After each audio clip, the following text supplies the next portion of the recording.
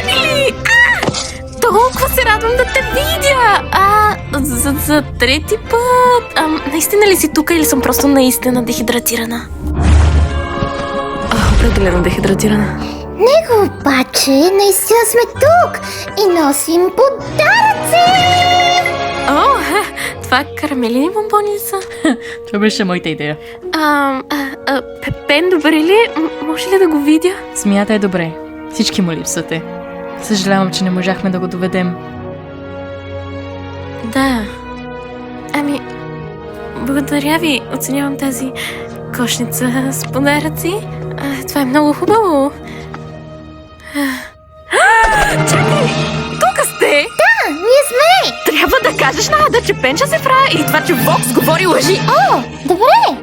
Можем да направим това? Чакайте. Извинявай, просто Вокс напълно убеди по-голямата част от Ада, че всички вие все още искате да ни наранявате и че изкуплението не е реално и че аз съм просто луд човек. Какво е Вокс? Да, той е като мъж с телевизор вместо глава, някъде толкова голям или... Знаете ли, не е важно. Моля ви, трябва да дойдете с мен. Чух, че Вокс има голяма порява днес. Ако отидем там, ще можете да се извините пред цялата му публика, да им покажем, че той е лъжец И че съжаляваме. Много съжаляваме! Да! О, боже мой, да!